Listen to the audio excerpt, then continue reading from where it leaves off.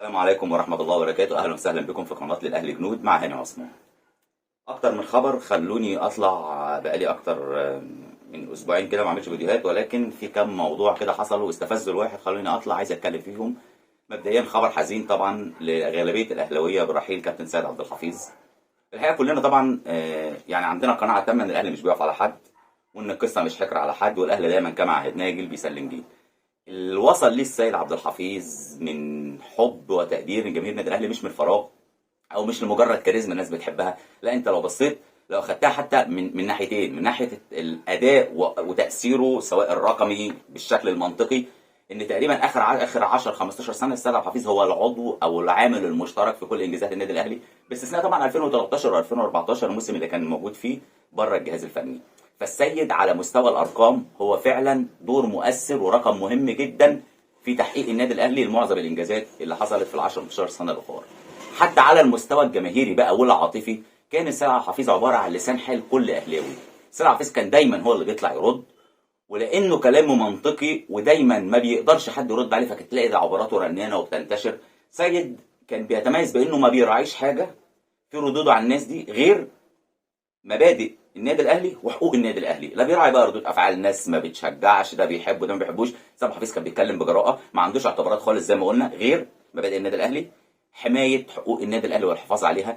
سامح حفيظ دوره مهم جدا، يمكن زي ما قال احمد اسامه دوري 2018 دوري سامح حفيظ، وده صعب جدا دوري يتسمى بدوري مدير كوره، مش هقول مدير فني ولا مهاجم ولا لاعب فز، لا مدير كوره يكون ليه الاثر ده وايه بتصريحاته. حته ان هو يدير مدير كوره للنادي الاهلي اللي بيجتمع فيه نجوم الشباك في الكره المصريه، كلهم نجوم، ويقدر خلال الفتره دي ما تلاقيش مشكله فجاه، لا بالعكس انت بتشوف ناس جايه كان سلوكها بره النادي الاهلي عامل ازاي، ولما دخلت النادي الاهلي قدرت توصل ازاي لما ودخلت منظومه النادي الاهلي. طبعا ده موضوع، واللي بيقدر يشتغل على ده من غير ما يعمل عداوه، من غير ما يعمل مشاحنات مشاكل زي ما بتحصل في انديه ثانيه. سيد عبد الحفيظ كان مثال فعلا وامتداد لجيل عظيم ادار المكان ده، كابتن ثابت البطل، كابتن حسن حمدي، كابتن خطيب، كتير اشتغلوا في المكان دوت، كابتن محمد رمضان. سيد عبد الحفيظ اصبح اسم منور في وظيفه او منصب مدير الكره في النادي الاهلي. بنتمنى له التوفيق. انا لو جيت اتكلم على القرار، في حاجه اسمها انطباع وفي حاجه اسمها حكم. اقدر احكم على ان دوت فشل وازعل واعمل حكم، ابقى راجل ظالم لاني ما اعرفش ايه كواليسه. قد يكون كواليسه السبب رغبه من كولر لنقطه معينه لا تعيب السيد حفيظ ولكن لرؤيه معينه. قد يكون السبب ان انا عايز احط سيد في مكان تاني، وليكن مثلا شركه الكوره محتاج السيد في مكان اقوى تاثير في الرابطه في الاعلام، فهنا ما اقدرش احكم لان السبب كده. وقد يكون سبب غير كده، الله اعلم. فلاني ما عنديش المعلومه السيد مشي ليه، فانا ما اقدرش اصدر حكم. لكن كانطباع وكواحد من جمهور النادي الاهلي طبعا زعلان جدا حزين. كان نفسي السيد يكمل، خصوصا ان هو خارج من موسم نسبه النجاح فيه 100%، تم فيه يعني اقول ايه تقويم سلوك لعيبه ومش عايز اذكر اسامي، وده يحسب له. الحمد لله موسم كامل بالضغوطات اللي فيه ديت ما شفناش اي مشكله، ما شفناش مشاكل في اوضه اللبس، اداريا الدنيا ماشيه مظبوط، وده نجاح يحسب له. على المستوى الرقمي احنا الحمد لله 5 بطولات من 5 بطولات، وده نجاح اكيد يحسب ليه. داخلين على موسم تاني والفاصل بين الموسمين هو يا دوبك شهر او اقل، في تحديات اكتر، فكنت اتمنى يكون الشكل زي ما هو عليه، وخصوصا وجود عامل مهم زي سيد عبد الحفيظ يكون موجود للربط او لاستكمال المسيره الناجحه اللي حصلت. فكان بالنسبه لي كانطباع هو قرار مزعلني، لكن كحكم ما اقدرش احكم عليه. خالد بيبو جاي في المنصب، نتمنى توفيق للكابتن خالد بيبو. ما اعرفش هل هو عنده من الخبرات ان هو يقدر يدير يبقى مدير كره في النادي الاهلي، ومدير كره للنادي الاهلي الفريق الاول، ده موضوع مش سهل خالص، انت زي ما قلت بتتعامل مع نجوم. اتمنى ربنا يوفقه. وليد سليمان رئيس القطاع الناشئين بديل لخالد بيبو، انا اثق جدا في وليد سليمان. يمكن اقول مثلا ايه مش بعيد في الكابتن خالد بيبو، لكن اشوف ان وليد سليمان او الكابتن وليد سليمان اظن ان هو يحقق نجاحات اكتر لما يملكه من خبرات، من كاريزما، من حب الناس. بالاضافه بقى والاهم نقطه ان وليد سليمان اشتغلها علمي، اشتغل اكاديمي، الراجل راح درس في الفتره ديت، اتعلم، اخد دورات، فجاي بشكل علمي، مش لمجرد ان هو نجم وبطل وخلاص، غير ما يملكه من سمات احنا كلنا عارفينها عن وليد سليمان. فنتمنى التوفيق للجميع. والناس اللي بتربط اسم السيد عبد الحفيظ رحيله بحسام غالي، انا مش بدافع عن حسام غالي، احنا ما نعرفش المعلومه ازاي، لكن بلاش تصدر حاجه زي كده وانت ما عندكش المعلومه.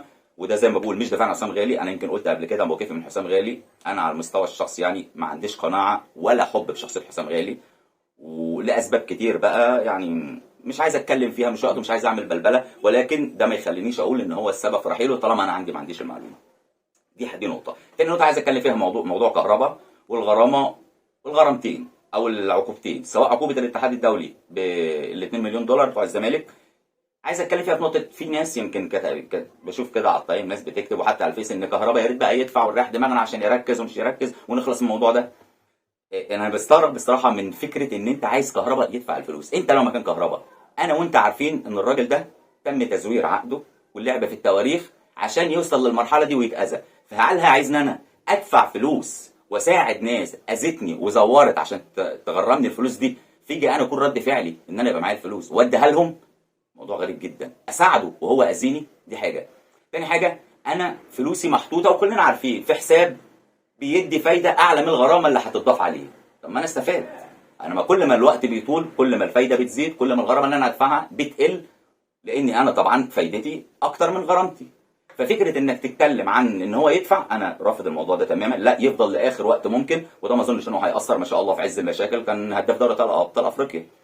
النقطة الثانية في موضوع بقى لجنة الاستئناف اللي حكمت بنص مليون، زي طبعا ما تسرب، وده اكيد يعني نص مليون وست مباريات.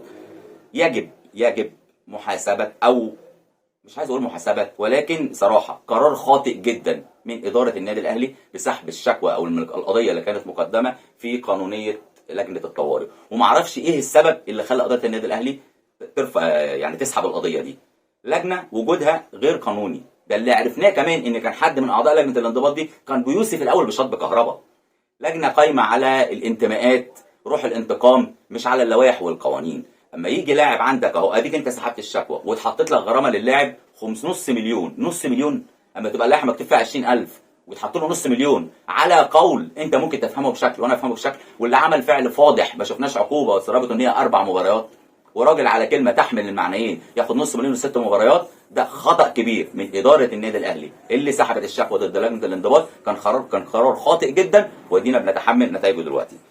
الحاجة الأخيرة اللي عايز أتكلم فيها بقى وهو موضوع اللي حصل في النادي المصري في ماتش الكاس. وطبعا خلاص ماتشات الأهلي والمصري في الكاس بقت كده عنوانها سيد متولي بيظبط الكرافتة.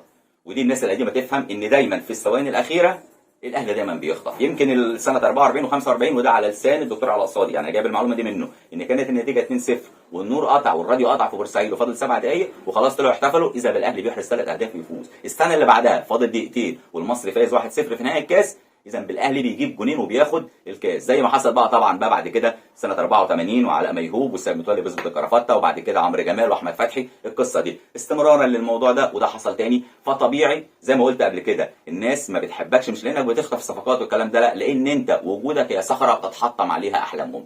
النادي الاهلي قابل المصري في نهائي كاس مصر 7 مرات، الاهلي اخذ الكاس 7 مرات من المصري. يعني لولا وجود النادي الاهلي كان زمان المصري بيستمتع ب5 6 كاس بدل ما هو عايش على كاس واحد اخده من المقاولين سنه 94 4-3 في استاد القاهره. دي نقطه. النقطه بقى اللي عايز اتكلم فيها وهو اداره النادي الاهلي. يجب على اداره النادي الاهلي هياخد شريط المباراه وشكوى في علي ماهر اللي شتم الحكم والصوت كان واضح في فيديوهات كده، والاداري النكره اللي حط تيشيرت الاهلي تحت رجله وداس عليه.